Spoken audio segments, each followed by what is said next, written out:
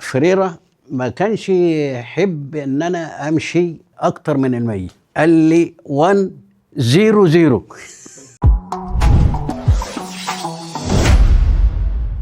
اسمي فايز عبد اللطيف فايز، سائق اتوبيس او حافله نادي الزمالك. ابتديت من شهر 10 2014. ما كانش انا المقصود بالظبط، هم اللي كانوا طالبين مني اجيب لهم سواق للاتوبيس. قعدت ان انا اختار في السواقين اللي انا ممكن اضمنهم وممكن كويسين. لقيت اللي راح شغله واللي رخصته منتهيه وبتاع رحت انا قلت لهم انا اللي هاجي، فانت تيجي توكل على الله. رحت الصالحيه، استلمت الاتوبيس من المصنع وجبته وديته ابو رواش، لزقوا عليه اللوجو بتاعه. ابتدينا الاتوبيس ده اترخص في 1/1/2015. كان بعد 10 سنين اول مره النادي ياخد بطوله بعد 10 سنين، الدوري تقريبا والكاس. كانت الناس في النادي كانوا مبسوطين من الاتوبيس وكانوا مبسوطين بيا قوي، يعني اتباشروا كده مني. يعني كان دايما يقابلوني البطل صاحب ال3 بونت، فكانت دي حاجه بسطاني جدا يعني. وكان بصراحه يعني في الوقت ده كان في كان فريق جميل جدا. لقيت كابتن محمد صلاح، كابتن اسماعيل يوسف، كابتن ايمن طاهر، كان كلهم ناس عظيمه جدا. قعدت بقى شغال بقى معاهم فترات لظروف النادي، بيتقلب بقى المدربين في ساعات الطاقم الطبي وكده. الطاقم الطبي حضرت دكتور ايمن فريد، دكتور مصطفى، وكان دكتور تغذيه شريف رزق الله، ناس محترمه. وكان في بقى بقيه الطاقم الطبي والطاقم الاداري كلهم ناس محترمه. انا من المنصوره، ارياف المنصوره يعني. شيخ البلد والعمده كنا بنقعد في وسطهم كده، كانوا بيشجعوا الزمالك. هم دول اللي احنا شجعنا الزمالك عشانهم، وطلعنا على نفس الضرب كده. بقينا نقعد نسمع الراديو لغايه بقى انا جيت مصر هنا 79. بقيت اروح الاستاد يوم فرحي، كان فيه ماتش رحته، حضرت الماتش، ونزلنا من على الماتش رحنا على المنصوره. معايا واحد الله يرحمه كان يعني صديق ليا، وهو واخدني بعربيته، هو اللي خدني عشان نجيب العروسه ونيجي يعني. كان بين الاهلي والزمالك.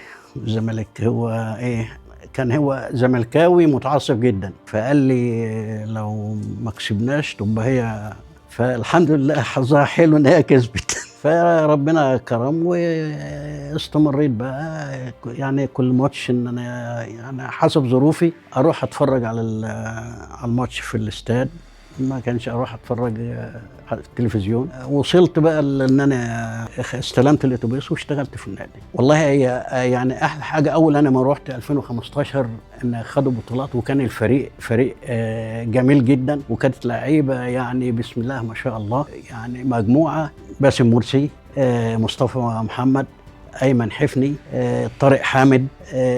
كانت مجموعه كويسه جدا. وبعدين جه كابتن شيكابالا الله يكرمه، اوباما، كانوا في منتهى الاحترام، يحبوني جدا. انا كنت احترمهم جدا، احافظ على لو في اي حاجه بحافظ عليها ان شاء الله، حتى اسرارهم ان شاء الله، حتى الامتعه بتاعتهم، شنطهم بتاع. يعني احيانا كان في حاجات في الاتوبيس الاقيها بعد ما اوصل بفتش الاتوبيس الاقي حاجه، اتصل الاقي حاجات بتاع. لدرجه انا مره لقيت يعني كم مره كده كنت الاقي موبايلات وفلوس كتير وبتاع. فكان يعني العلاقه كويسه جدا قوي، وكانوا هم يعني ما شاء الله عليهم يعني.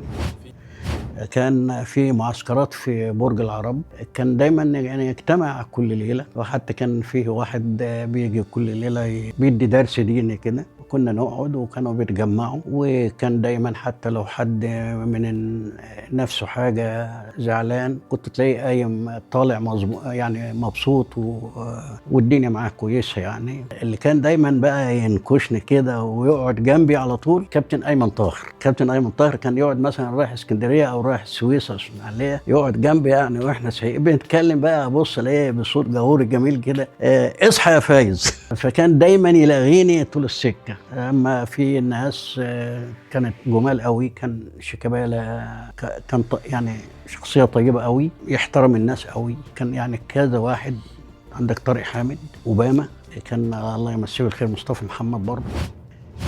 فريرة ما كانش يحب ان انا امشي اكتر من المية. كنت انا اقفل الاتوبيس على المية واشيل رجلي. احيانا ان هم بقوا يقول لي يعني لا امشي شويه، لا امشي مش عارف ايه. طب وبعدين انا ازود. جه هو قبل انا ما اطلع مره رايحين اسكندريه اما ينبه عليا، هو الانجليزي بتاعه يعني هو عايز يفهمني تمشيش الا 100. قال لي 100.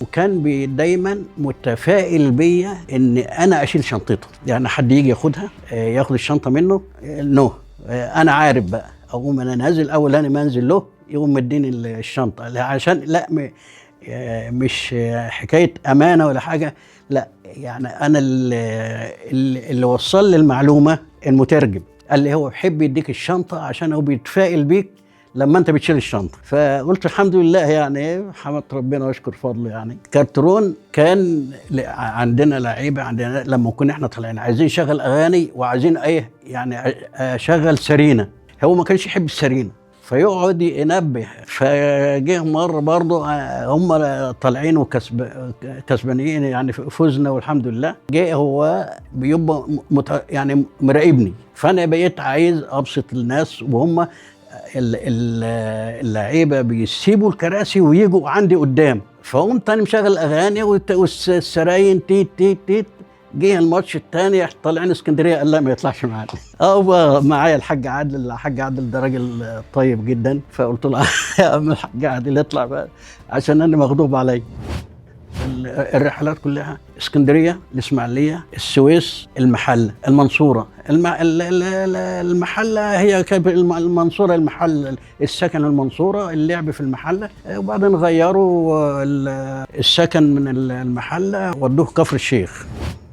كل اتوبيس كل حاجه في الدنيا عايزه صيانه، كل حاجه عايزه اهتمام. انا اساسا يعني كنت شغال في شركة سياحة مشرف صيانة أو مدير صيانة، فكنت أنا دايما بشتغل بإيدي، ولكن في حاجات بتبقى خارجة عن إرادتي ما أقدرش أعملها، لازم تخش ورش تقيلة عشان أدخل دي. يعني مثلا الاتوبيس اللي عندهم اتوبيسات زي زينا الفرق التانية، هو بيروح يدخله التوكيل ويقول له انا عايز كذا كذا كذا كذا. لا احنا عندنا بنشتغل بالحته. فجه الاتوبيس اول الدوري اللي فات فيه طقم دبرياج، فانا طلبت، فالاتوبيس من شهر 8 اللي فات لعند النهارده واقف. طبعا الاتوبيس ده لو وقف من شهر 8 اللي فات لعند النهارده سنه كان زمانه يعني حته خرده. ولكن انا كل يومين 3 اروح الجراج اخليهم يغسلوه ينظفوه ادوره شويه، لغايه انا ما جيت في يوم قاعد على سلم الاتوبيس كده وانا قاعد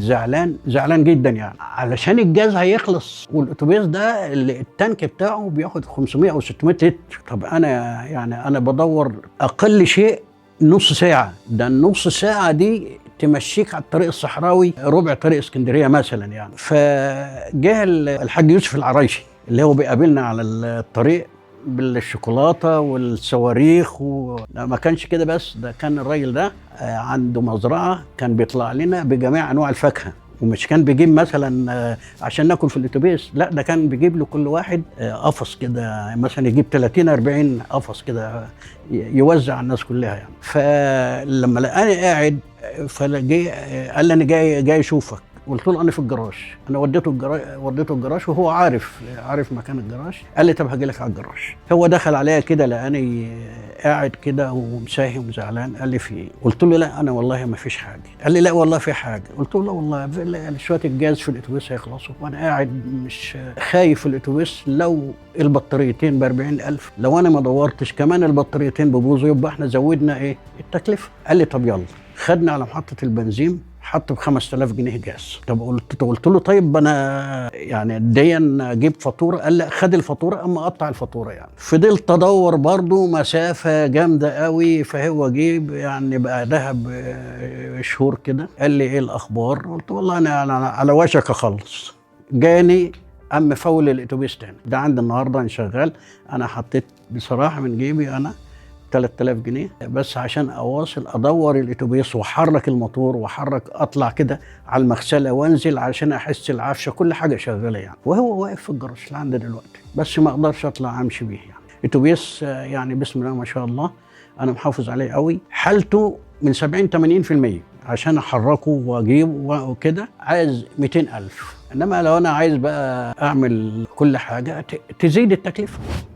يعني ما شاء الله عندنا لما يكسبوا بطولة تبص تلاقي شارع جامعة الدول العربية دي من النيل لعند شارع السودان، من شارع عبد العزيز عشان ألف وأخش النادي كده. دخلت من 1 بالليل ل4 الصبح، مسافة لو أنا على رجلي هعدي 3 أدوار وأبقى أدخل النادي. يعني أنا أخش دقيقتين 2. الجمهور الزمالك قعدني في الشارع من الساعة 1 بالليل للساعة 4 الصبح. الناس بتحتفل، ده واحد بينام قدام الأتوبيس كده، بينام قدام الأتوبيس. واحد يجي يبص في الاتوبيس، كانوا بيجوا يندهوا عليا يا عم فايز، يا عم انا ناس انا عارفوا اسمي ازاي. والله مش عارف. انا مره كنت رايحين اسكندريه، احنا ماشيين على الكورنيش، لقيت ناس كتير جدا، فلقيت ناس عماله بتنادي يا عم فايز يا عم فايز. مين؟ حد عارفني، حد بتاع. بس انا ما بلتفتش وانا سايق لاي حد او بتكلم او كده. يعني انا في طريق طبعا لازم بكون ملتزم جدا. يعني فلما رحت عند الفندق وقفت هم بينزلوا، انا من طبيعتي لما هم بينزلوا لازم اشيك على الاتوبيس الاول، ولازم امر في الاتوبيس الاول. ربما يكون فيه اكل فايض بتاع، اما الاتوبيس مقفول يعمل ريحه، لازم انظف الاتوبيس قبل ما انزل. فنزلت لقيت ولد وبنت بتصوروا جنب الاتوبيس، فبيقول لي يعني يا عم فايز ممكن اتصور معاك؟ كنت عارفني؟ قال لي اه. قلت له عارفني ازاي؟ قال لي انا دخلت على الصفحه بتاعتك وعرفتك، سواق اتوبيس الزمالك. والمعامله مع الناس كويسه يعني، والحب بيننا مستمر وممدود ان شاء الله. والله انا ربنا يكرمنا والقيد يتفك عن النادي، وابص الاقي كل اللاعيبه واخده حقوقها ومعنوياتهم مرتفعه. الجمهور العظيم اللي هو وراهم دول يعني نفسي يبقى مبسوط.